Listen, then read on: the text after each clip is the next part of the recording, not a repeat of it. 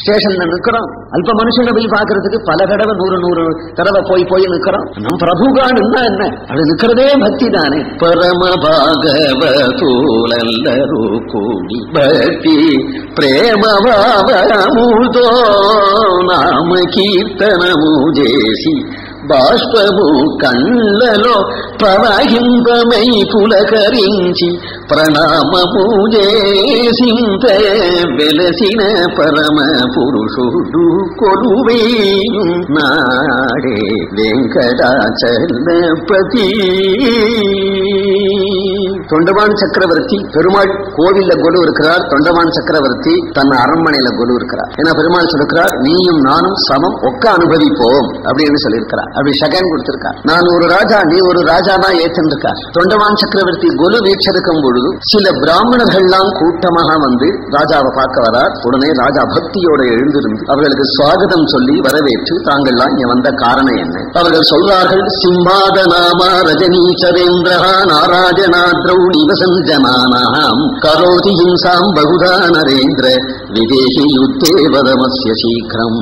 நாங்கள் திருமலையில பகவத் தியானம் பண்ணிட்டு தபசு பண்ணிட்டு இருக்கிறோம். அங்க சிம்மாதன் அப்படிங்கிற ஒரு பெரிய அசுரன், மகா பொல்லாதவன் இருக்கிறான். நரமாம்சம் சாப்பிடறான், ரிஷிகளை அடிச்சு சாப்பிடுறான். அது மட்டும் இல்லாம ஜனங்களுக்கு ரொம்ப ஹிம்சை கொடுக்கிறான். அந்த அசுரனை வதம் பண்ண தொண்டமான் சக்கரவர்த்தி சொல்றார், அவனோ ராட்சசன், நானோ மனுஷியன். தசரதனை கூட கூப்பிடல விஸ்வாமித்திரர். ஜேஷ்டமே தாது மருகசின்னு ராமனை கூப்பிடுறான். தசரதன் சொல்றான், அவன் குழந்தை, அவனை கூப்பிடாதீங்க, என்னிடத்து சதுரங்க சேனை இருக்கு, நான் புறப்பட்டு வரேன் அப்படிங்கிற. ஆனா ஜேஷ்டமே ராட்சசர்களோட வதம் பண்ணணுமானா மனுஷனால ஆகுமா? என்ன போய் ராட்சசனோட யுத்தத்துக்கு கூப்பிடலே, நான் எப்படி யுத்தம் பண்ணுவேன்? சக்கரவர்த்தி திருமகனா ராமனானா? நீ ராமனோ இல்லையோ, ராமன் உமக்கு வசமா இருக்கிறான். வெங்கட ராமன் உமக்கு வசமா இருக்கிறான். அதனால்தான் உம்மிடத்துல வந்தோம். தவைவ ராஜன் கடு வெங்கடேசா சகாசுராணாம் அபயப்பிரதோகி பலேன தஸ்யைவஹி சம்பிரவிஷ்டா கர்த்தும் சமர்த்தோசி வதம் கலஸ்யே.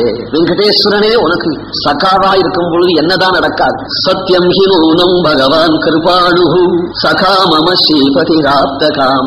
ராஜா உடனே சந்தோஷப்பட்டார். சத்தியம், அது உண்மை. நான் பெருமாள் இடத்துல பிரார்த்திக்கிறேன், அவர் நியமனப்படி செய்யறேனும் பெருமாள் பட்டனும் மறைஞ்சுட்டார். பார்த்தா தேவர்களா இருக்கிறார்கள், இந்திராதி தேவதைகள். இந்திராதி தேவதைகளே எம்பெருமான் இடத்துல பழகணுமானா தொண்டமான் சக்கரவர்த்தி மூலமா பழகணும். அப்படின்னா இவனுக்கு எவ்வளவு சலுகை கொடுத்திருக்கார். பகவான் ஏகாந்தமாக இருக்கிறார். பகவானை சேவிக்கிறதுக்காக கோவிலுக்கு வந்து பகவான் தனியா தொண்டமான் சக்கரவர்த்தி பார்த்து, பிரபு இது என்ன திருவிளையாடல்? சரண்யா சரணங்கதாகான தேவர்கள்லாம் வந்து என்ன சரணாகதி பண்றா? சிம்மாதன் அப்படிங்கிற ஒரு ராட்சசனாம், அவனால பெரிய கொடுமைகள் படுத்துறது, மக்கள் கஷ்டப்படுறா. அந்த ராட்சசனை ஒழிக்கணும் அப்படின்னு சொல்றாரு. என்னால ஆகக்கூடிய காரியமா? உடனே பகவான் பிரசன்னமாகி, நான் சங்கல்பிச்சதுனால்தான் தேவர்கள்லாம் உன்னிடத்துல வந்திருக்கிறார்கள், நீயும் நானும் ஒண்ணுதானே, நீ அந்த காரியத்தை செய். நீ அந்த காரியத்தை செய்தியானா உனக்கு அப்பேற்பட்ட ஒரு புகழை நான் பார்க்கணும்னு ஆசைப்படுறேன். அர்ஜுனனை பார்த்து சொல்றாரு, நிமித்த மாத்திரம் பவசவ்யசாச்சி. கௌரவர்கள் எல்லாரையும் நான் ஒழிச்சு விட்டேன். அர்ஜுனா, நீ காண்டீவத்தை எடுத்து அடிக்கிறது மாதிரி அடி. நாளைக்கு பாரத யுத்தம் முடிஞ்சதும் அர்ஜுனன் ஜெயிச்சான்னு எல்லாரும் சொல்லணும், நானும் சங்கு உதனும் பார்த்து சந்தோஷப்படணும்.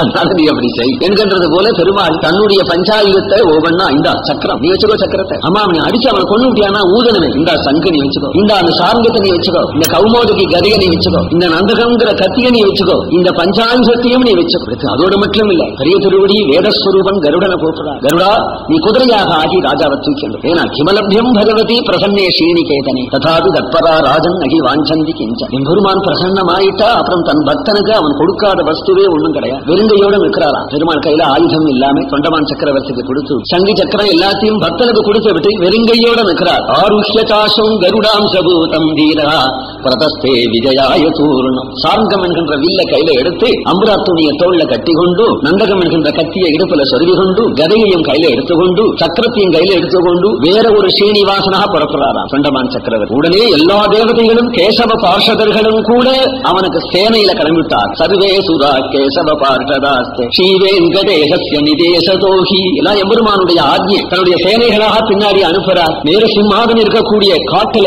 பகவான் சஞ்சாரம், தொண்டமான் சக்கரவர்த்தி சஞ்சாரம் பண்ணி கொண்டு வரும் பொழுது 7வது மலை நாராயணாத்ரீனா இருக்கிறார். நாராயணாத்ரியினுடைய கீழ்தானே திருமலையப்பனுடைய கோவில் ஆனந்த விமானம் இருக்கு. 6 மலையை தாண்டி 7வது மலை நாராயணாச்சலம். எதில் இருக்கிறது? கருடாச்சலம். நாராயணனும் கருடனும் இருக்கிறது போல மத்தியில தான் எம்பெருமானுடைய கோவில் ஆனந்த விமானம் இருக்கிறது. அப்ப பெருமாளுடைய கோவிலுக்கு பின்புறம் தெரிகிறது தான் அந்த மலை. அந்த மலையில தான் அந்த சிம்மாதன் இருக்கிறான். அந்த மலையில இங்கேருந்து சிம்ம கர்ஜனையோட யுத்தத்துக்கு போனதுமே அவனும் அங்கேருந்து புறப்படுறான். இவருடைய கர்ஜனையை கேட்டு சிலா பிரகாரம் பெரிய பெரிய கல்லை எடுத்து அடிக்கிறான் மலையில நின்று கொண்டு. ஒவ்வொரு கல்லையும் சார்கம் என்கின்ற வில்லிலேந்து புறப்படுற அம்புகளாலே பொடி பொடியாக்குறார் தொண்டமான் சக்கரவர்த்தி. பிறகு பெரிய பெரிய விருட்சங்களை புடுங்கி இவர்கள் மேலும் விட்டு எறிந்து ராட்சசன் அப்படித்தானே யுத்தம் பண்ணுவான். அப்படி பயங்கரமான யுத்தம் பண்ண ராட்சச கணங்களும் நிறைய இருக்கிறார்கள். எல்லாரும் பெரிய சேனை போல திரண்டு வந்துவிட்டார்கள். சதுர்தச சகசிராணி என்று சக்கரவர்த்தி திருமகனோடு ஜனஸ்தான வாசிகளான ராட்சசால் யுத்தம் பண்றது போல இருக்கு. தொண்டமான் சக்கரவர்த்தி விஷ்ணு ஆவேசத்தோட யுத்தம் பண்றார். பகவானே உள்ள போன்றிருக்கா. அந்த விஷ்ணு ஆவேசத்தோட யுத்தம் பண்றார். புரோத ராஜானிதி சரைஸ்வகி விருட்ச பிரகாரஞ்ச சிலா பிரகாரம். அவனுடைய கைகள் எல்லாம் துண்டிச்சார், யானைகளை துண்டிச்சார், அவனுடைய சிரசுகளை துண்டிச்சார், அவன் சேனையை ஒழிச்சார். ராட்சசர்கள் முண்டங்களா தலை போய் கை போய் கால் போய் கீழே விழறார்கள். கழுகு கொட்டுறது எல்லாம் அழிஞ்சு போயிடுத்துன்னு நினைக்கும் பொழுது பெரிய மூலபலம் வச்சிருக்கிறான். ராவணனை போல இவனும் ரிசர்வ் போலீஸ்ங்கிறார் இல்லையா, அந்த மூலபலம் உனக்கு பகவகன்னு வந்து இதை எப்படிடா யுத்தம் பண்ண போறோம் என்று எம்பெருமான சரணாகதி பண்றார் தொண்டமான சக்கரவர்த்தி. பகவான் சொல்லித்தரார், நாம் எப்படி மூலபலத்தை காந்தர்வாஸ்திரம் போட்டு தள்ளினமோ அதுபோல நீரும் மோகனாஸ்திரம் போட்டு இவ்வளவு பேர்களையும் மயக்கிவிடும் அப்படின்னதும் தன் மோகயாமாசக வெங்கடேசா ஸ்வபக்த சம்ரட்சண தீட்சிதோகி. அந்த ராட்சசர்களுக்கு ஒத்தனுக்கு தொண்டமான் சக்கரவர்த்தி போல தோணே ஒத்தனை அடிக்கிறான். ஹாய் ஹோ இப்படின்னு ஒரே அடிக்கிறான். ஒத்தனை அடிச்சு கூடிண்டு கத்திண்டு கிடக்கிறாப்புல பண்ணிவிட்டார். வெங்கடேச மாத்தின்னு சொல்றது இன்னைக்கு கூட அர்த்தராத்திரி அந்த மலையில ராட்சசர்கள் அப்படி கத்துற சப்தம் கேட்கறது அப்படின்னு வெங்கடாச்சல மாத்தின்னு சொல்றது. ராட்சசர்கள் பரஸ்பரம் அடிச்சுக்கிறாப்லயே பண்ணிவிட்டான். இனிமே வெளியில வரமாட்டான். அவர்களுடைய அடிச்சு வெளியில வந்து ஹிம்சை பண்றாங்கிறதுக்காகதானே அவங்க யுத்தமே. செத்தான இருந்தான் இனிமே அவன்களுக்குள்ளேயே அடிச்சுங்கிறப்ப ஹாய் ஹோயின்னு சப்தம் மட்டும் கேட்கறது அந்த ராட்சசர்கள் இருக்கிறாப்புல அப்படி பண்ணிவிட்டார். இப்படி சிம்மாதனை அடிச்சு யுத்தம் பண்ணிவிட்டு ஒழிச்சு விட்டு மூலபல யுத்தத்தையும் மோசிக்க பண்ணிவிட்டு மகாவீட்சையோட தொண்டமான் சக்கரவர்த்தி திரும்பி வந்து எம்பெருமான தேவி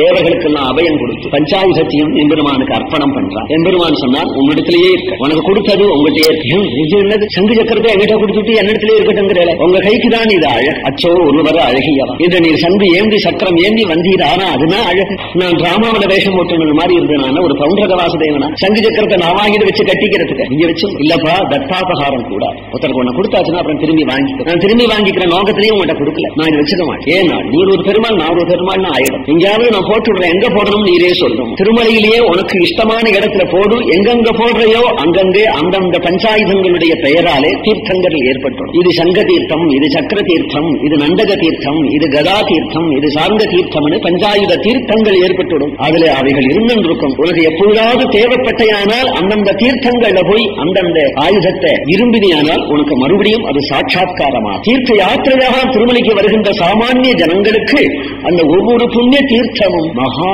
புண்ணியங்களை கொடுத்து மகா பாபங்களை நிவர்த்திச்சு அவருடைய ரோகங்களை நிவர்த்திச்சு அவர்களுக்கு வேண்டியதாகிய க்ஷேமங்களை செய்யும் என்று பகவான் செய்ய உடனே பஞ்ச ஆயுதங்களையும் திருமலையில ஒவ்வொரு இடத்துல போட பஞ்ச தீர்த்தங்கள் உண்டாச்சு. பகவான் பிரார்த்திக்கிறார், உங்களுடைய திருக்கரத்துக்கு இந்த சங்கு சக்கரம் இல்லாம இருக்கிறது அப்படி ஒரு அழகா இல்லையே. மேலும் அல்பர்கள் சங்கு சக்கரம் இல்லையானா சாமானிய தெய்வமா உங்க நினைச்சுடுவாளே. அவரவர்கள் தங்கள் தங்கள் தெய்வம்னு உரிமை பாராட்டுறதுக்கு ஒரு வழி இருக்கு. உங்களுடைய முக்கிய லட்சணம் அல்லவோ அந்த சங்கு சக்கரம். பகவான் சொல்றான், வருத்தப்படாதே, நான் இப்படியே இருக்கேன். ஆனா கலௌகி கஷ்டின் மம பாணி பத்மே நிதாஸ்யதி பிரம்மவிதாம் வரிஷ்டகா மமைவ பக்தோ ஜலஜஞ்ச சக்கரம் ஹிரண்மயம் சம்பிரதிமா கிஷீதே. கலியில ஒரு பிரம்மனிஷ்டர் வரப்போறார். அவர் எனக்கு சுவர்ணமயமான சங்க சக்கரங்களை பூஷணமாக பண்ணி சாத்த போறார். அதன் முதற்கொண்டு நான் சங்க சக்கர பாணியா ஜகத்துல எல்லாருக்கும் காட்சி கொடுப்பேன் என்று சொல்கிறார். புராணத்துல உள்ளது. பின்னாடி யதிராஜர் அதை செய்ய போறார். ஒரு பிரம்மனிஷ்டர் வரப்போறார், எனக்கு அதை பண்ணி சாத்துவார் அப்படின்னு பிரம்மாண்ட புராணத்திலே சொல்லப்படுறோம். பிரம்மாண்ட புராணத்துல வெங்கடாச்சலம் ஆத்ம ரீதியில தான் இப்ப சொல்லிட்டு வரேன். பல புராணங்கள் பல விதமா சொல்லி பிற்காலத்துல பகவானுக்கு முக்கிய ஆயுதமானது சங்கு சக்கரம் இல்லே அப்படின்னா எல்லா ஆயுதங்களும் இருக்கக்கூடிய கோவில்லையே பிற்காலத்துல வைஷ்ணவர்கள் ஆக்கிரமிச்சு விட்டாங்கிற வதந்திகள் இருக்கு. எல்லா ஆயுதங்களும் இருந்து பெருமாள் ஹோம் அப்படின்னு நிச்சயமா தெரிகிற கோவில்கள்லயே ஆக்கிரமிச்சு என்னவோ ஆவா வதந்தி என்னவோ இவாளு அப்படி பல கோவில்கள் தமிழ்நாட்டுல காணப்படுறது. அப்படி இருக்க இவருக்கு ஆயுதமும் இல்லை அப்படின்னு சொல்லிட்டா அவரவர்கள் தங்களுடைய இஷ்ட தெய்வம் அப்படின்னு சாதிச்சுக்கிறதுக்கு ஒரு வழினா ஏற்பட்டுடும். அது போன்று சாதிச்சு விட்டார்கள். ஏன்னா 18 புராணங்கள் வெங்கடாச்சல மகத்துவம் சொல்லும் பொழுது அங்க இருக்கிறது பகவான் தான் அப்படின்னு அவ்வளவு புராணங்களும் சொல்லும் பொழுது இவ்வளவு ஆழ்வார்களும் அங்க இருக்கிறது திருமால் தான் அப்படின்னு சரணாகதி பண்ணியிருக்கும் பொழுது, நேற்று வரையிலும் திருமலை நம்பி பரியந்தம் ஸ்ரீ வைஷ்ணவர்களை அங்கு ஆராதிக்கும் பொழுது, வைகானசர்களை அங்கு ஆராதிக்கும் பொழுது, அப்படி இருந்தும் கூட ஆனால் அந்த பெருமாளை தங்களுடைய சுவாமி அப்படின்னு சொல்ற வீண் பிடிவாதக்காரர்கள் இன்றும் இருக்கிறார்கள் இல்லையா? கொஞ்சம் விட்டுட்டாங்க. அது விஷயமான சண்டைகள் வம்புகள் கூட வந்துட்டான் ஒரு தரம். அங்க இருக்கிற மூர்த்தி என்ன அப்படின்னு சண்டை வம்புகள். இந்த சண்டைகள் வம்புகள் வந்தா என்னன்னா, பகவான் எல்லாம் தானே சொல்லிட்டு இருக்கிறவர்கிட்ட போய் நீர் இன்னாருன்னு சொல்ல முடியாது. அவருக்கு கவலை இல்லை, சாமன் எல்லாம் நானே தானே. சேனானினா மகம் ஸ்கந்தா ருத்ரானாம் சங்கரஸ்தாஸ்மி. நான் ருத்ரர்களுக்குள்ள சங்கரனா இருக்கேன், சேனாபதிகளுக்குள்ளே ஸ்கந்தனா இருக்கேன், எல்லாமே சொல்லி இருக்கிறார் அவர். அதனால அவர்கிட்ட போய் அவர் தன்னுடைய பேரை காப்பாத்திக்கணும் அப்படின்னு நினைக்க மாட்டார். அவர்களுக்கு என்ன இஷ்டமோ அப்படின்னு நினைச்சிருந்த பட்சமே, அவர்கள் என்ன இஷ்டம்னு நினைச்சிருந்தாலும் அந்த பலன் நான் கொடுத்துட்டு போறேன் அப்படின்னு போறோம். அதனால அவருடைய பரத்துவத்துக்கு ஒன்றும் ஹானி இல்லையா? கஷ்டப்படுறது யாருன்னா எம்பெருமான ஆசையிச்ச வைஷ்ணவர்கள் பாகவதால் தானே கஷ்டப்பட போறார். உரிமை பாராட்டி ஆக்கிரமிக்கிறார்கள், ஆக்கிரமிச்சு விட்டார்கள். திருச்சித்திரகூடத்தை ஆக்கிரமிக்கலையான்னு ஒவ்வொரு திவ்ய தேசங்களை ஆக்கிரமிக்கிறதே ஒரு வேலையா இருந்தது அந்த காலம். சுவாமி ராமானுஜர் திக்விஜயம் பண்ணி அவ்வளவு பேர்களை கூட்டு புராண பிரமாணங்களை காண்பிச்சு, ஆழ்வார்களுடைய பாடல்களை காண்பிச்சு, என்ன சாஸ்திர பிரமாணமே அவளுக்கு தேவை இல்லையே. பிடிவாதம் தானே, வாதத்துக்கு மருந்து உண்டு, பிடிவாதத்துக்கு மருந்து உண்டானே. உடனே கடைசியில எப்பொழுது இவர்கள் சாஸ்திர பிரமாணத்தை கூட விட்டுட்டு பேசினார்களோ அப்ப அவர்களிடத்துல எல்லாருமா ஏகோபிச்சு சொல்லியிருந்தார்கள், பெருமாளையே தங்கள தெய்வத்தையே காட்டுவிடும். உன் தெய்வமா என் தெய்வமா? தெய்வம் பேசுமான்னா அப்ப நீ நம்பிக்கையே இல்லை, நீ ஆசைக்க வேண்டிய அவசியம் இல்லை. உங்க இஷ்டப்படி உங்க தெய்வத்தினுடைய ஆயுதங்களையும் நீங்க பண்ணி வைங்க. நீ என்ன அம்பாள் தானே சொல்ற, பாலாஜி தானே சொல்ற, பாலையும் தானே நீ சொல்ற, சூலம் பண்ணி வை. நீ என்ன சொல்லடாப்பா, நான் சுப்பிரமணியங்கிற வேல் பண்ணி வை, நான் சங்கச்சக்கரம் பண்ணி வைக்கிறேன். கோவிலுக்குள்ள வச்சு பூட்டி விடுறோம். ராத்திரி கூட கண்முழிச்சன் காவல் இருப்போம். பெருமாள் பொறுப்புல விட்டுடுவான். காலமே பெருமாள் எதை எடுத்து வச்சுக்கிறாரோ அவர் சூலத்தை வச்சிருக்காரானா நான் நேர ஸ்ரீரங்கம் போயிடுறேன். பார்க்கவே பார்க்கல. சங்கச்சக்கரத்தை வச்சிருக்காரானா மலவனன் நீ கோவில் எங்கிட்ட எழுதி கொடுத்துட்டு இறங்கும். எல்லாரும் ஒத்துணுட்டார்கள். அவர்களுக்கு என்ன தைரியம்னா சாமியாவது ஆயுதத்தை எடுத்து வச்சுக்கிறாரு. இந்த சன்னியாசி புலம்புறார், நம்ம கட்சி தான் பலிக்க போறோம் என்று நினைத்து கொண்டு எல்லா ஆயுதங்களையும் பண்ணி வச்சு விட்டு கோவில பூட்டி விட்டு அவளுக்கு கவலை இருக்கிறதுனால ஒருத்தரும் கண்மூடி சண்டி எல்லாரும் காவல் காத்திருக்கிறார். சுவாமி ராமானுஜர் மட்டிலும் பகவான் இடத்துல பிரார்த்திக்கிறார், தவிக்கிறார். ஸ்ரீனிவாச கிருபா சிந்தோ தவ மகாத்யமுத்தமோ சுராஸ்தாபி ந ஜானந்தி கதமீதேஹி பாமராஜாங்க. வைஷ்ணவ சங்கீத ஸ்லோகங்களில் ராமகிருஷ்ணாவதாரேஷு யதா பூர்வம் விலோக்ய சே ந விதுஹு தவ மகாத்யம் ததாத்யாபி ச மானவாங்க. தவ சர்வேஸ்வரத்வம்